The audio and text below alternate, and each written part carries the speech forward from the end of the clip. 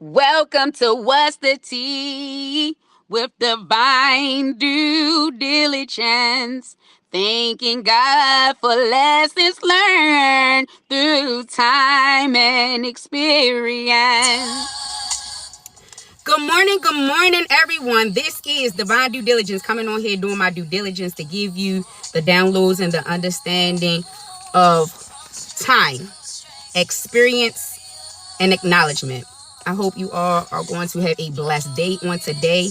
I hope that you will not let no one, no person, no place, or thing interrupt what God is doing in your life. But I will be coming on here sparingly throughout the day for the next couple of days to give you all this information because I believe that we must know how our life starts and how it's supposed to end up. At the end of the day, it's always choice, it's always free will, but God always has a plan and his will for your life. But if you don't choose it, then that's your choice not to choose it. So we're going to talk about karma and dharma. This is how our life starts and how it's supposed to end. A lot of people understand it for the name of karma. What goes around comes around. And then nobody never talks about dharma. I don't know if anybody understand what dharma is, but we're going to move into that on this series. So we are going to be talking about karma, which is where you get karmics, which is the people. And then you have dharma, which is purpose. So I'll define them clearly, then contrast karma versus dharma patterns in personal and behavioral, and finally translate the ideas into a biblical frame so you can compare concepts without confusion. Karma literally means action. Karma literally means action, but spiritually it refers to the principle of cause and effect, where every action, which is thought, word, behavior, creates consequences that return to the person over time. This is not right away, it's over time. Key layers of karma. Action-based karma. What do you do creates outcomes. What do you do? What do you understand that you have done creates outcomes? An example, if you harm someone, there's consequences. Kindness is related to fruit. Mental karma. Thoughts created emotional and behavior patterns. Repeated thoughts become identity habits. I'm going to say that again. This is your mental process. Repeated thoughts become identity habits. Emotional karma. Unprocessed pain repeats in cycles, especially related to patterns. Generational karma. Beliefs in many traditions. Family patterns repeat across generations. Trauma, addictions, and dysfunctional cycles. We talking about karma, y'all. Karma cycles, core identity. Action is taken, reaction is created, reaction is reinforced identity repeats action. Cycles continue unawareness and change occur. We talked about karma, y'all. Now let's talk about dharma. What is dharma? Deep understanding. That's it. Dharma is deep understanding. Dharma means right way of living, purpose, righteousness, order, aligning or aligned duty or call. In essence, dharma is living in alignment with true purpose and morals. Morals, y'all. Spiritual order. The layers of dharma. Universal dharma is trust, truth, justice, compassion, and integrity. Personal dharma. Your calling, purpose, gifts, assignments in life. Ethical dharma is right conduct, truthfulness, humility, and discipline.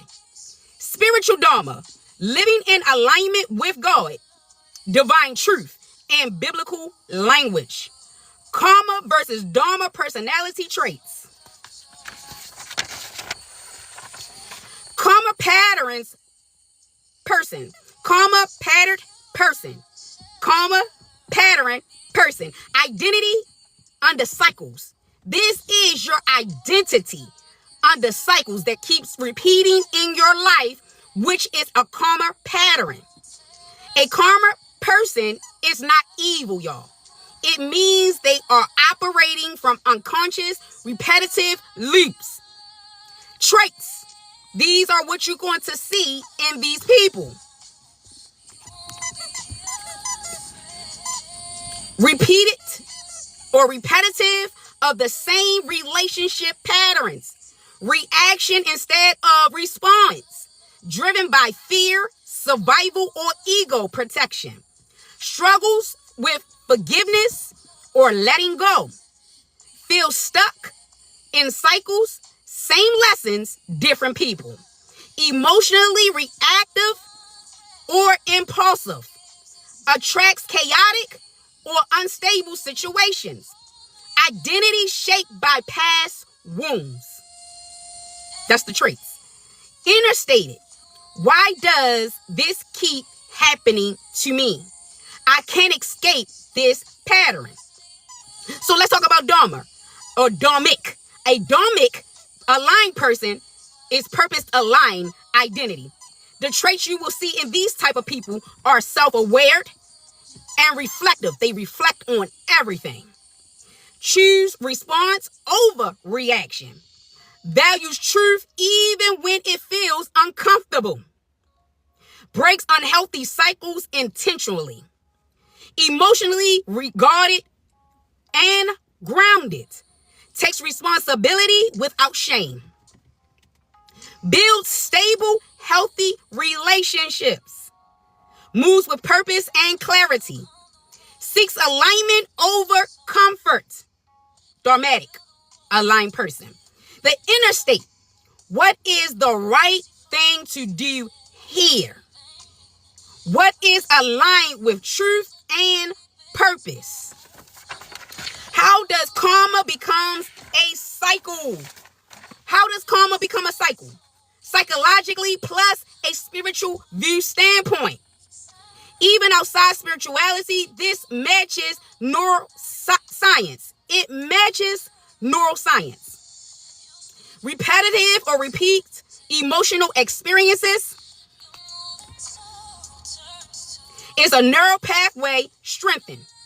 Trauma, automatic survival response. It is fight, flight, and freeze. I'm going to say that again because a lot of people deal with trauma and don't understand what's going on. It's an automatic survival response with fight, flight, and freeze.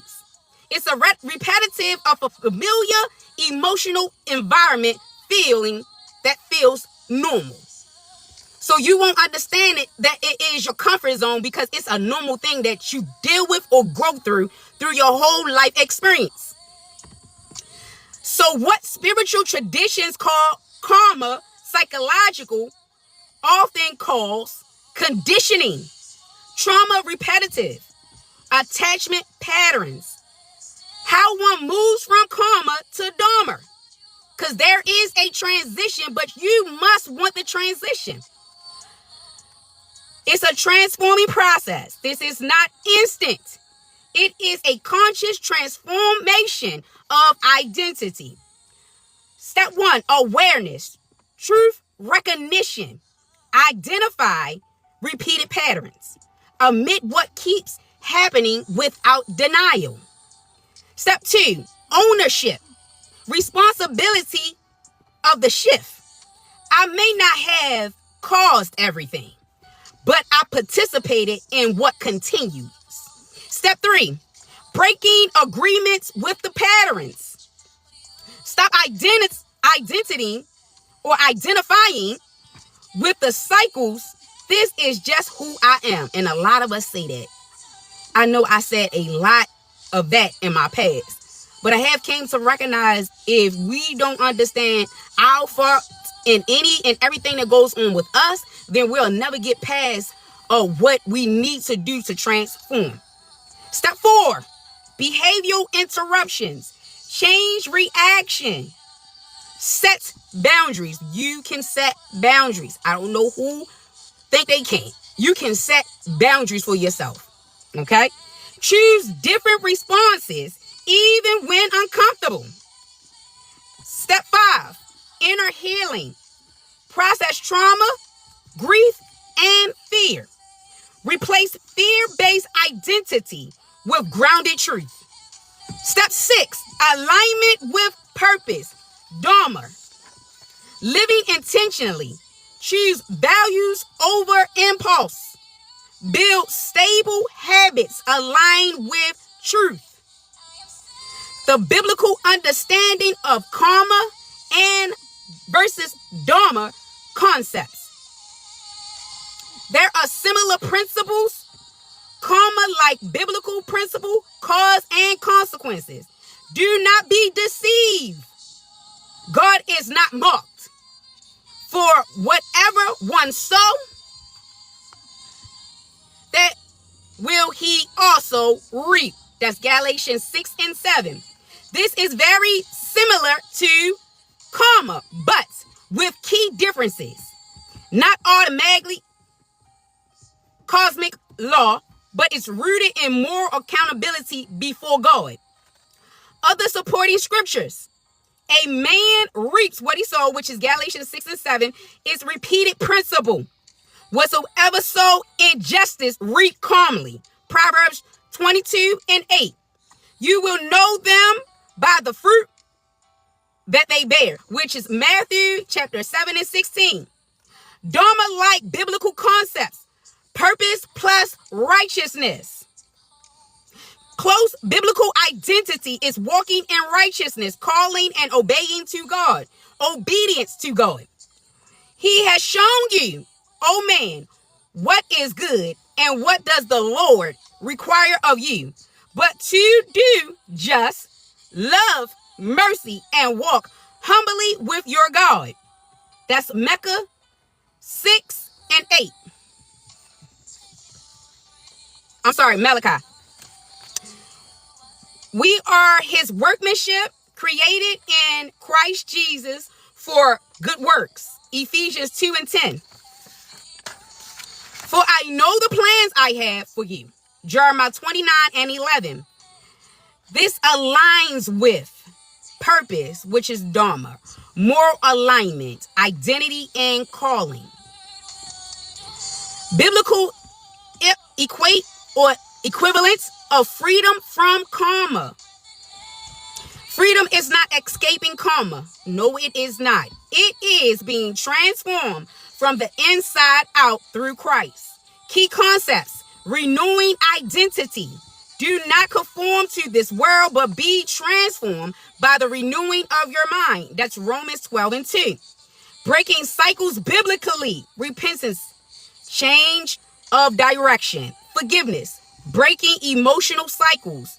Renewing of the mind, new identity. Walking in spirit, not flesh patterns.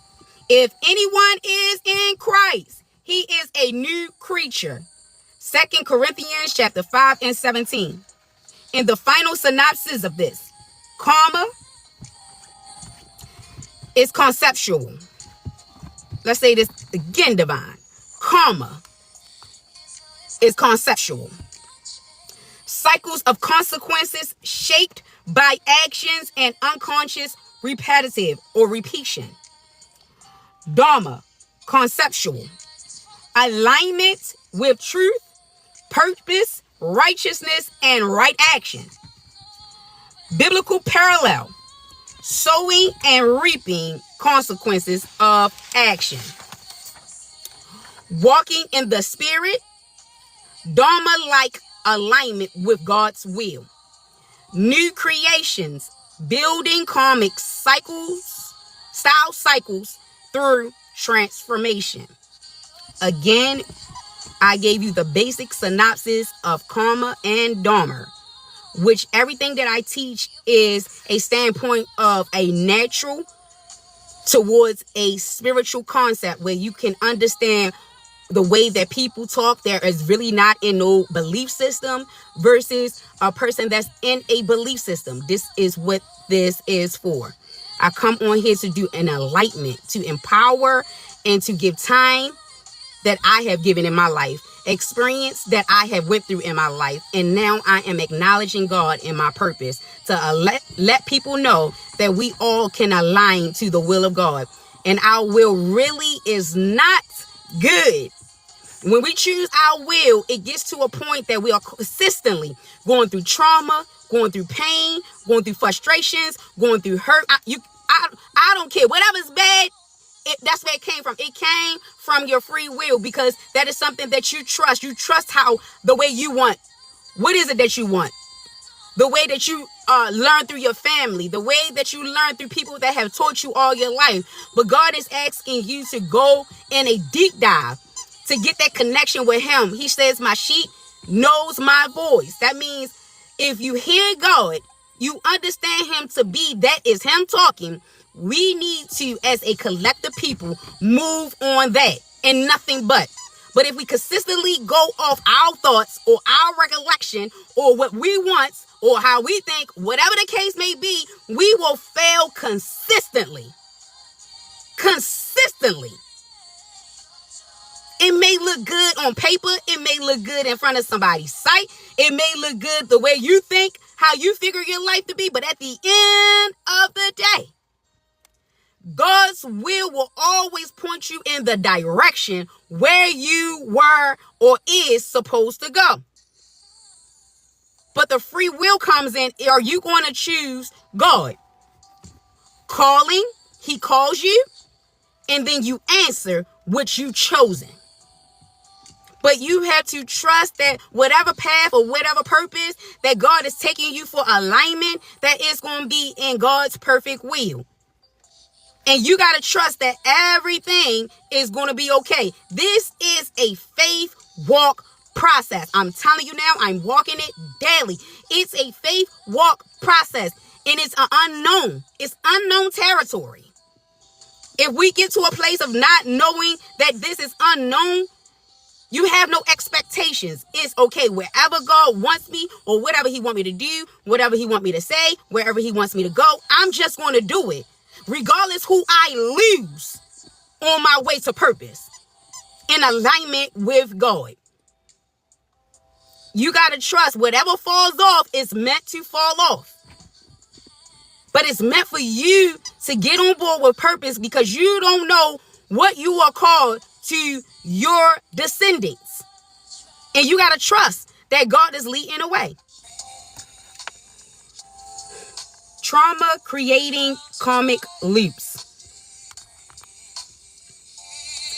Trauma creating karmic loops is really describing a repetitive psychological emotional pattern. Unresolved trauma shapes your nervous system, which then drives relationship choices, reacting or reactions and interpretations in a cycle that feels like fate or repetition, which is being repetitive. Nothing mystical is required for the loops to form. Through spiritual traditions, framing it as karma, psychologically explaining it through attachment, conditioning, and threatened responses. How or actually these steps are formed. Trauma rewires what we feel is normal. When someone experiences trauma, emotional neglect, betrayal, abandonment, abuse, inconsistently, or aim adapts for survival.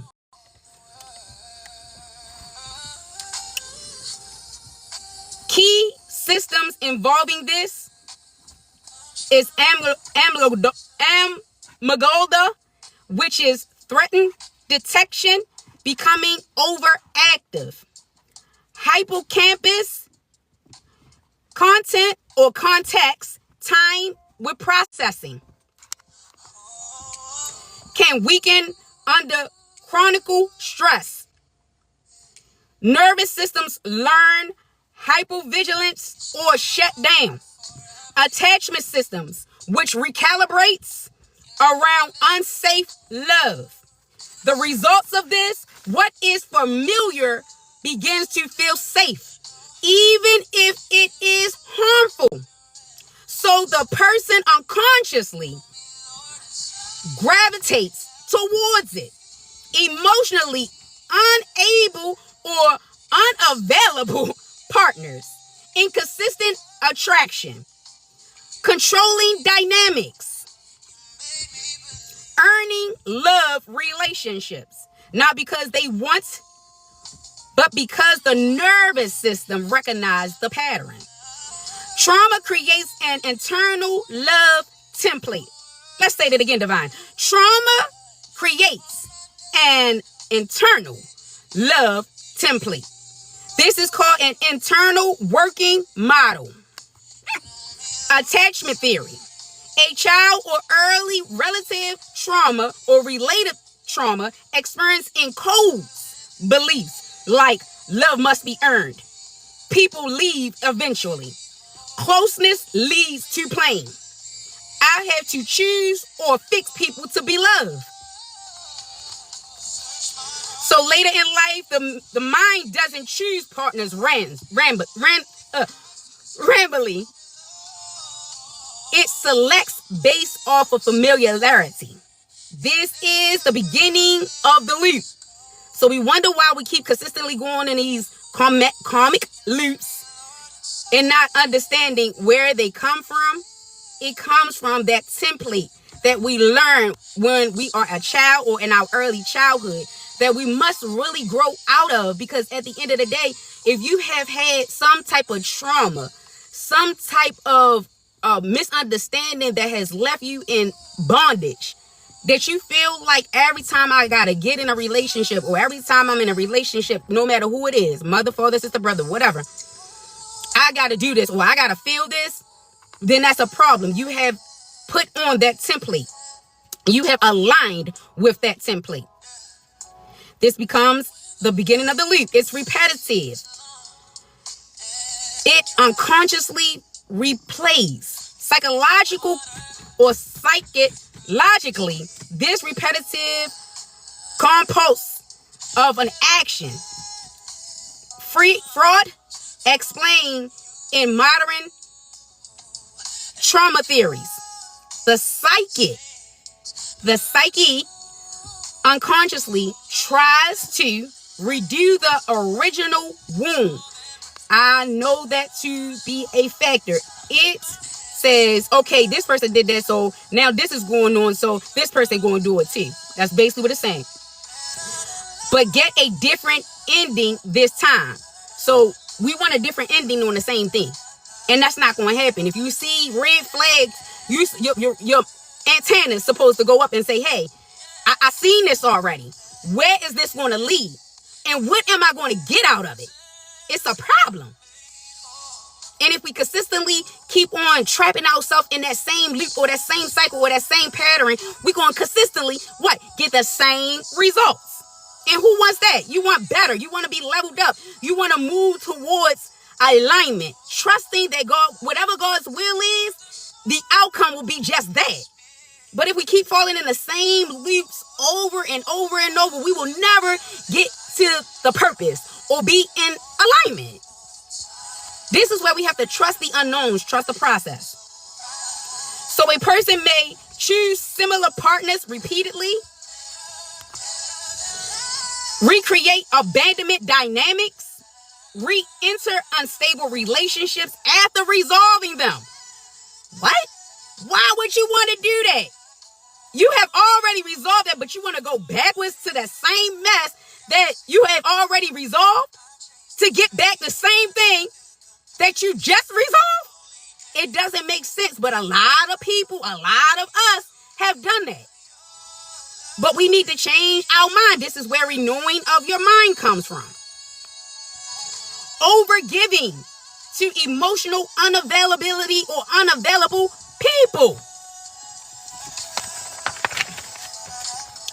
But the problem is, they are repeating the pattern with the same nervous system that created it. So the outcome rarely changed. The relational loop cycle. Step by step. This is what the karmic loop is.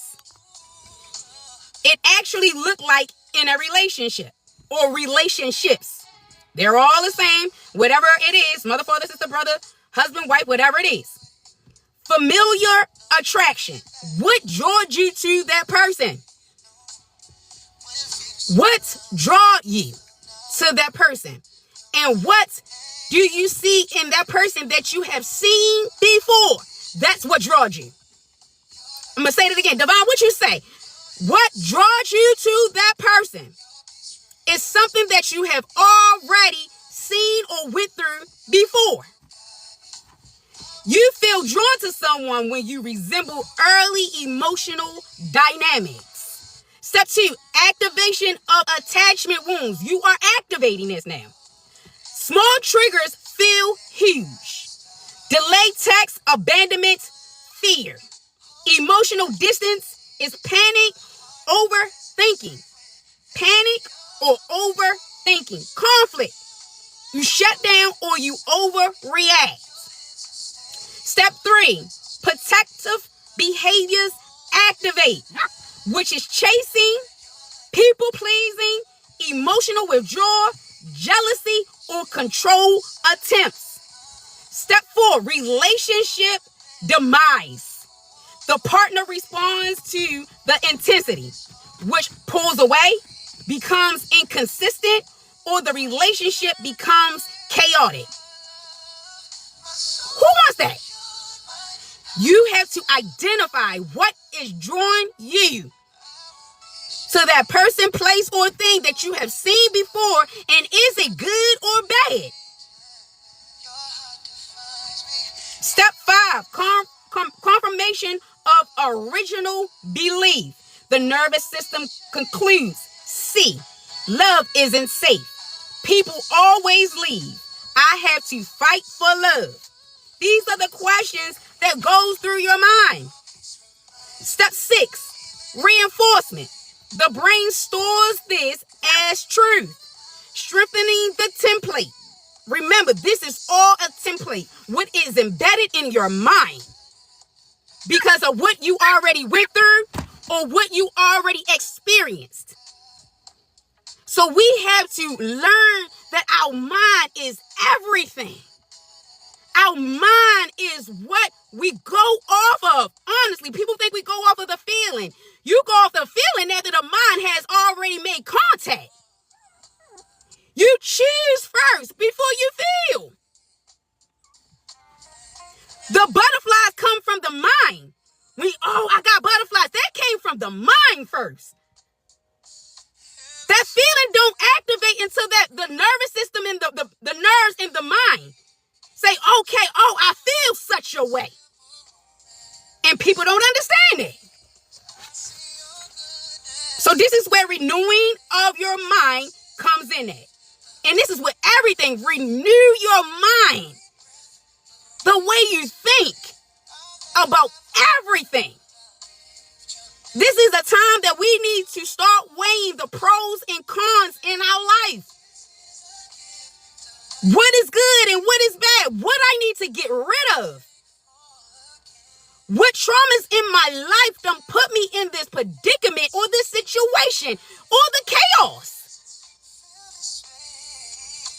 We don't want to keep on repeating the cycles that we have repeated from childhood all the way up to now. Something has to give. And God is calling for alignment. And only way we can align correctly is we go back to where this all began. If we don't go back where the trauma started to heal that, then move to the next thing that needs to get healed, because everything needs to be healed in order for you to be in alignment with God. He don't want some of you. He wants all of you. And he's calling for it to be healed, be whole, be made new. So when we take our mind and focus it on somewhere else, it delays the process. Because this is a process and we must trust it. We must trust it.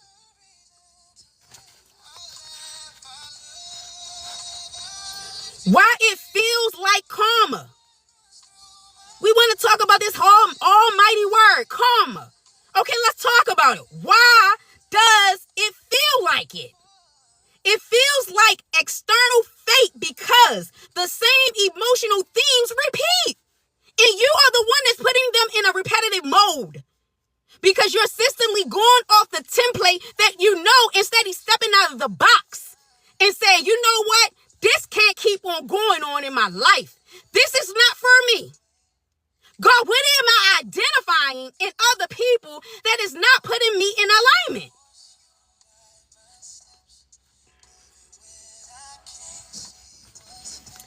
The same emotional things repeat. Different people play similar roles. You got different people in your life playing basically the same role. They giving off same type of attributes that you consistently keep on connecting to. You're doing it because you're not putting your mind to a place of, I need to find out what is drawing me.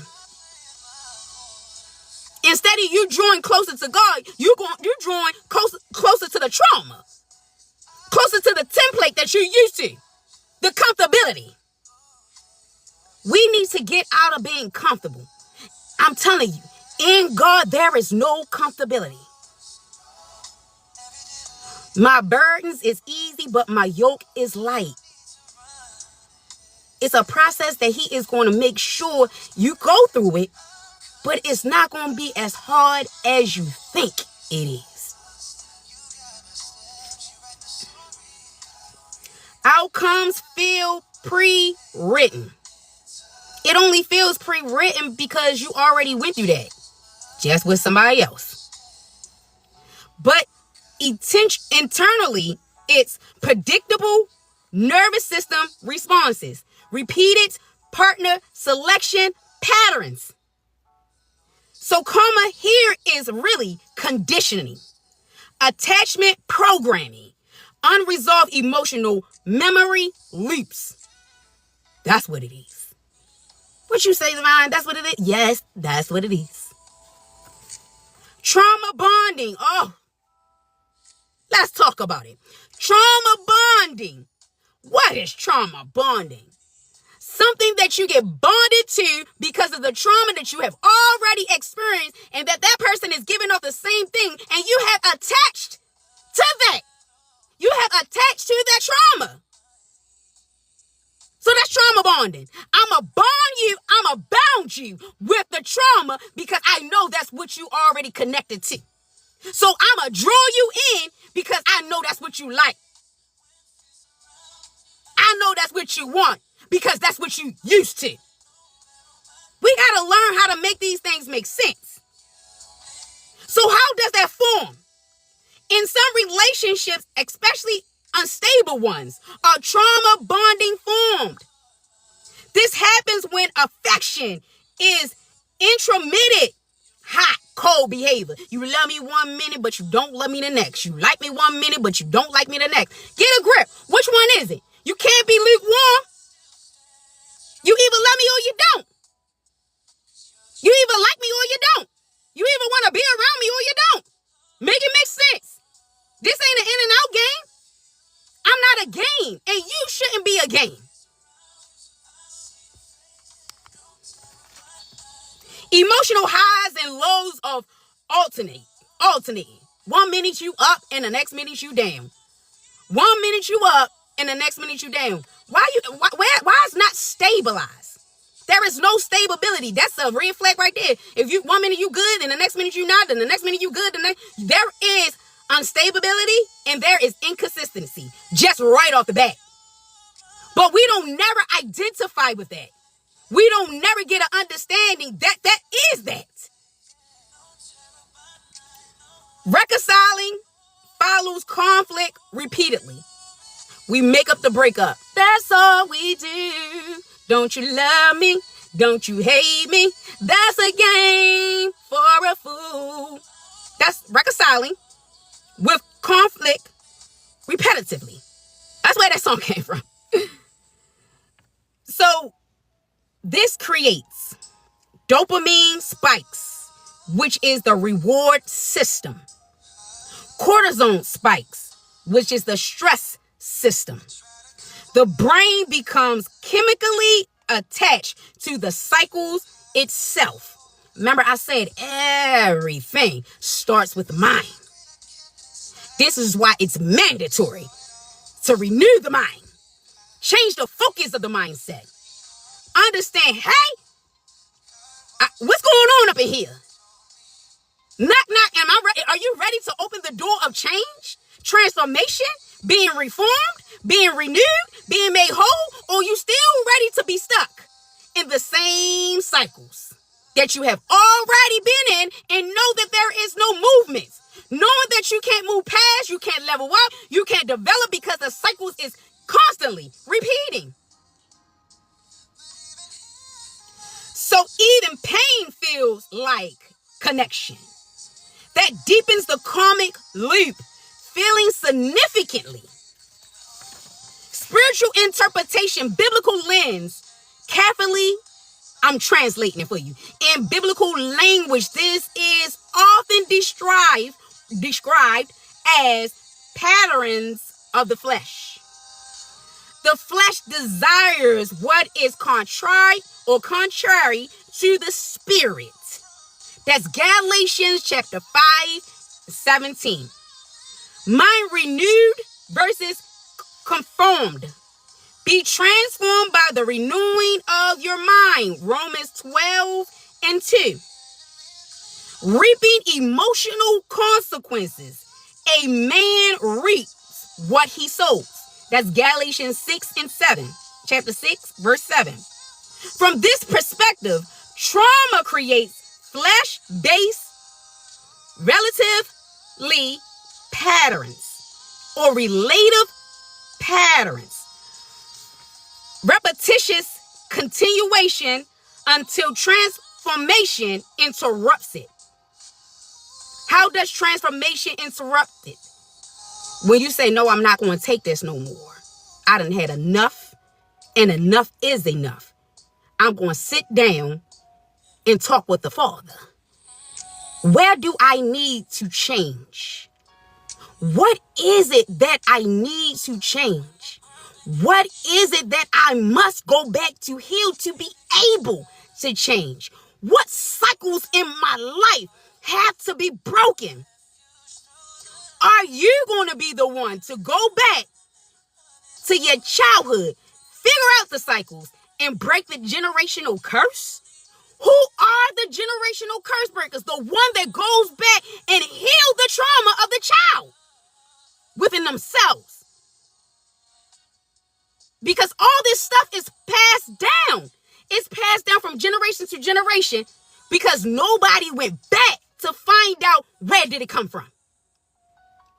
It must be broken from the root. And who gonna do it? Who is better to do it than you? Be that one. I had to be that one. What was it that I grew up that was always traumatizing? That was a consistent thing for a lot of people in our family.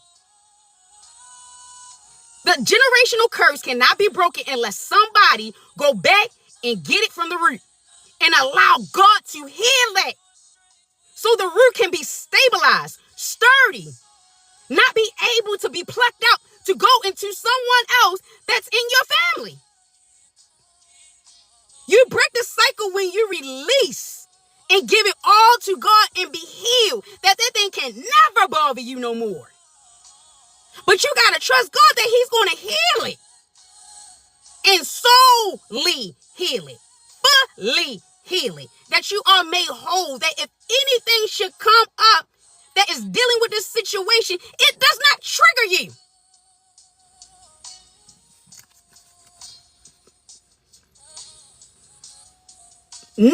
This is not as punishment, but as patterns exposed.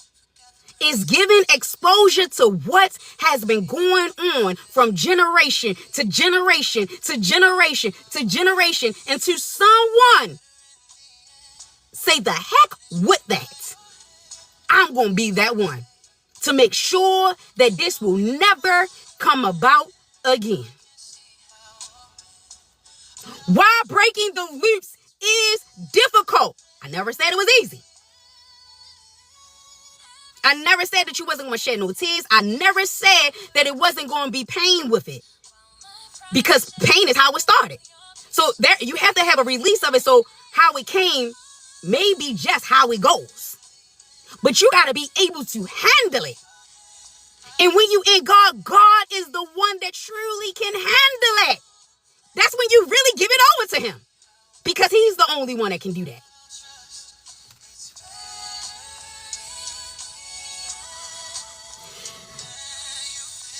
Why breaking the loop is difficult? Because the loop is not just mental. It is nervous system based. Your body reacts before your logic can intervene.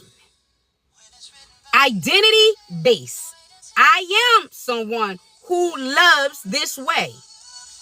Is your way God's way of loving? That means you have taken on what you only know. Instead of trying to find how God wants you to love, you have taken on the template. Chemistry based, dopamine and cortisone reinforcements. So even when you know better, the system pulls you back into familiar emotional territories. Because that's all you know. You can never do anything different if you don't know different. So whatever you know and only know, that's how you deal with it. But when you come to know that there is some way, some shape, some fashion or form that I can do this thing differently, and that differently becomes an outcome that's better than what you have already went through.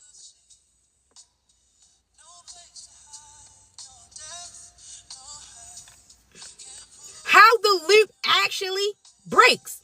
Core mechanisms. The loop breaks when all three layers change together. When all three layers change together. Nervous system's regulation. Learning to tolerate calm without anxiety. Reducing emotional reacting. Patterns interruption. Not engaging familiar unhealthy dynamics. This is one reason why God calls for separation when he's dealing with you in a healing process. And sometimes it just calls for you just to leave it back where it was. You can never go back. So it's according to your purpose or what in the way that he heals you. Because this comes according to purpose.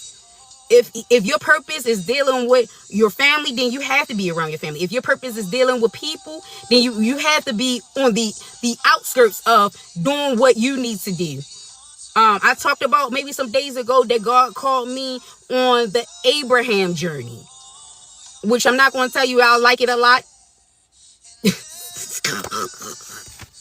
I'm not going to tell you that it's something fun, but I can tell you that I'm learning a lot. He's talking to me a lot.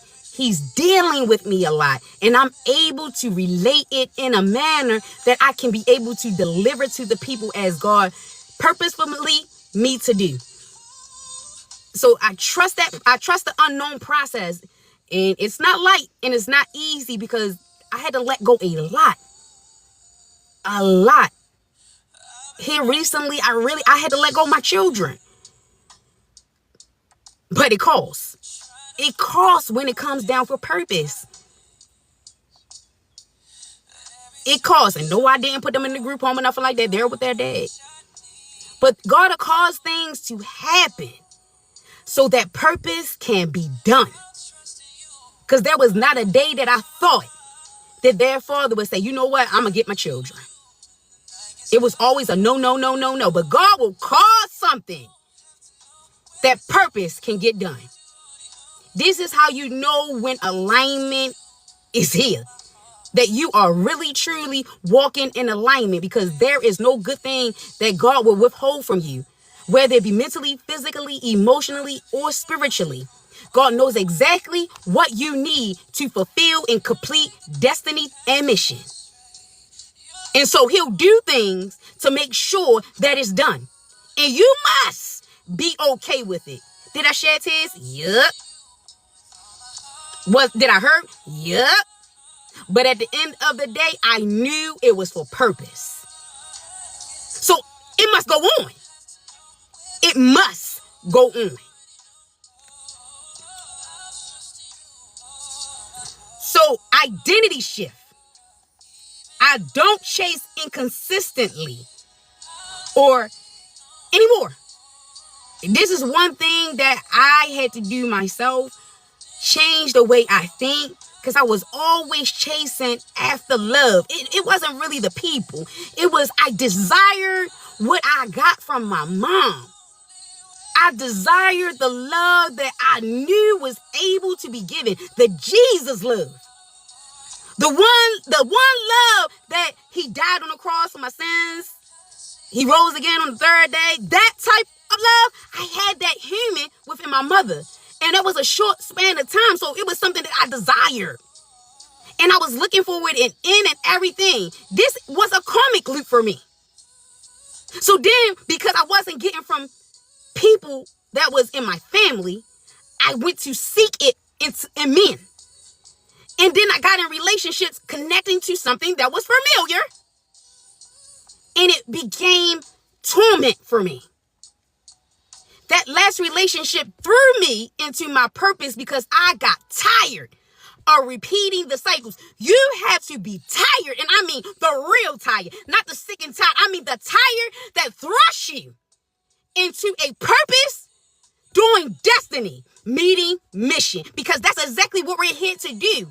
But until we recognize that we need to unpack what's really good, what's really going on with us. But some of us get comfortable. And because we're comfortable, we feel it's okay. And it's not. It's not okay. God is looking for more. More of you. The personal, the authentic version of you. Not the one that you want to betray in front of people, places, and things. But the real, authentic you. Not your shadow side, but your higher side. The higher self, the one that don't want to develop in God. Truly.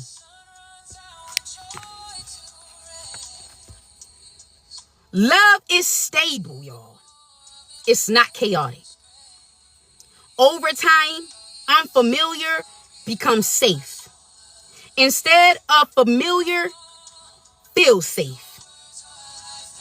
The reversal is the real cycle break.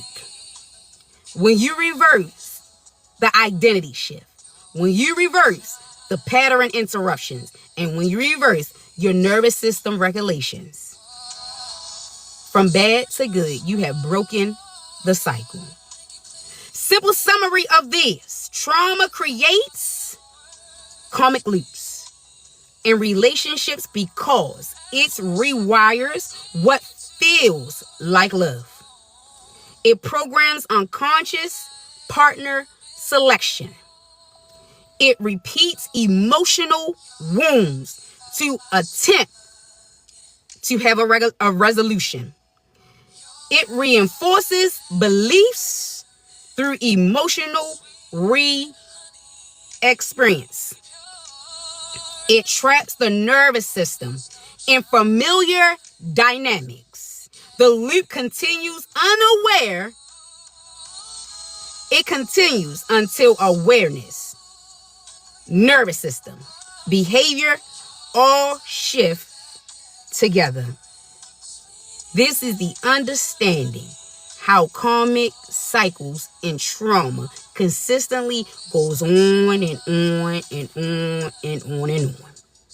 It's got to be someone to say, hey, the buck stops with me, and I'm going to be the one to heal this from the root. I'm going to come back on here. I'm going to talk about the cycles in which repeated emotional sequence how do these keep on repeating? Which way? What's the stage of it? How do we get to this point? And when is a time that we need to go within? I was able to do 2 this morning, so it will come back on lunchtime to try to get 2 more in, because this is a lot. I did a lot of typing up, a lot of downloads when it came to this, because this was one of the things that I really found myself when I first started this journey, delivering. Allowing God to deliver my hurt, because I wanted to be loved so bad. I was sick and tired of people saying they love me and really didn't. And I'm talking about even family. I didn't just come to the realization that they only love me for what they can get out of me. They only love me with what I can do for them. It wasn't pure and it wasn't genuine, because at the end of the day, pure and genuine love is not envy. It's not jealous. I was told by numerous of people that I had jealousy and envy, and I didn't want to believe it. It was just like, my family is my family. I love them so much. But at the end of the day, you have to be the one to look inside, not the one inside understanding what it to be. You had to be the one to step outside of what's inside and then look amongst the scope. Who and what is doing what? What is really going on? Basically, what is really good? What is it that I'm really, or they really getting from me, or I'm getting from them? It's not a thing I wouldn't do for anybody that I come in contact with, because that is the grand heart that God has given me. But when it comes down to other situations and circumstances, and you know that you're not getting the same thing in return, they're picking and choosing people over you, whereas though it matters. What matters is always first. And you consistently see yourself at the bottom of the totem pole, knowing that you're giving all that you're giving. You might want to take a good look at that. I don't even care if it's your children. I'm talking from experience. I dealt with I'm going to share that experience with you. But I had to deal with, and I had to recognize that regardless if I'm their mother or not, am I receiving reciprocation on the love? We got to learn that our children is not exempt. They are not exempt. If God is calling for purpose and they are a distraction or they are a hurt or pain, they must go too. There is no ifs, ands, or buts about it. None. If your mother is standing in between you and purpose with God, got to go. Your father, sister, brother, I don't care who it is. I had to learn that in order to grow to the person I am now. If you want to have real peace, this ain't no fake or phony peace. The word of God said, whatever you so find yourself in, you must be content. I right now find myself in a place that I still have peace and I still have contentment. Why? Because I have developed to knowing my purpose and where I stand with God.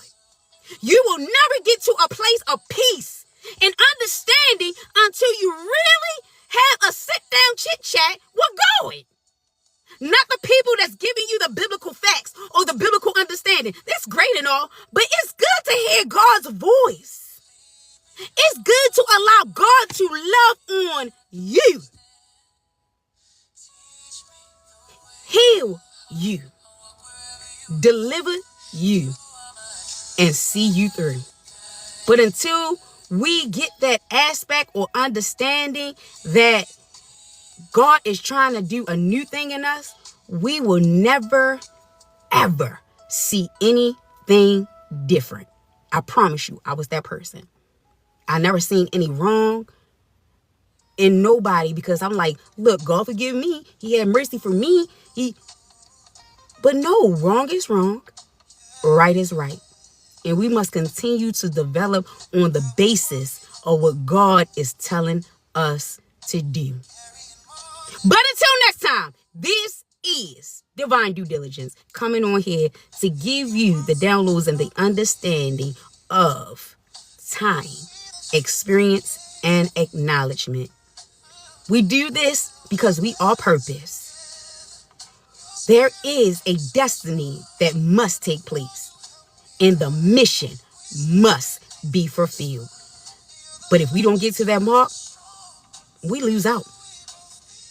We lose out, y'all. Don't lose out on the promises of God. Peace, love, and namaste.